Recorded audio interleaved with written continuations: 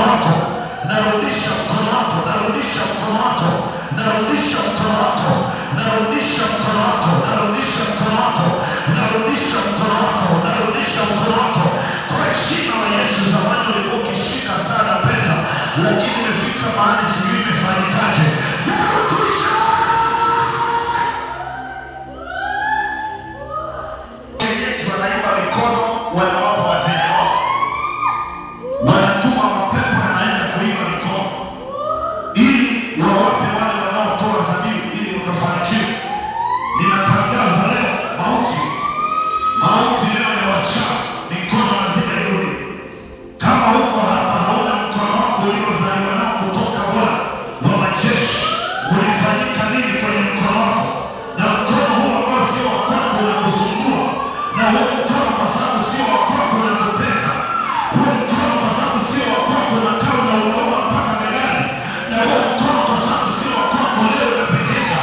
Kwa jina la Yesu narudisha mkono wako, narudisha mkono wako, narudisha mkono wako, narudisha mkono wako, narudisha mkono wako, narudisha mkono wako. Msikilizaji hapo unanisikiliza, kila uliyepewa mkono umeoma chini, umewekewa mkono wa kutokuwa na mali, kwa jina la Yesu nakomboa mkono wako halisi. Njoo mkono wa mali. Waganga hawa wanaibaka mikono ya watu ili wawauzie wateja wao. Wanaingia kwenye nyumba za watu kichawi, watu wakiwa wamelala, wanaangalia mkono. Wakishaona una mkono wa mali, kuna kitu wanafanya, wanabeba. Kwa jina la Yesu, yeyote aliyechukua mkono wako, yeyote aliyechukua na anayetumia, wote wanakufa kwa jina la Yesu. Wote wanakufa, maana wote ni washirikina.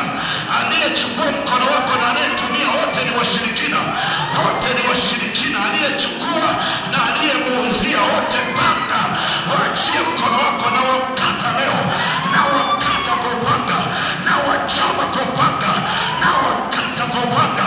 Wote aliyechukua na aliyemuuzia, na wakata kwa upanga, waachie mkono wako na wafyeka kwa jina la Yesu. Nafyeka wachawi, nafyeka wachawi wa kuchukua mikono ya watu, nafyeka wachawi, nafyeka wachawi, nafyeka wachawi, nafyeka wachawi leo, nafyeka wachawi leo, nafyeka wachawi leo wanaochukua nyota za mikono ya watu, nafyeka waganga, nafyeka wachawi, nafyeka waganga wa kienyeji wanaochukua mikono ya watu, nafyeka wafanyabiashara wanaotumia mikono ya watu, nafyeka wafanya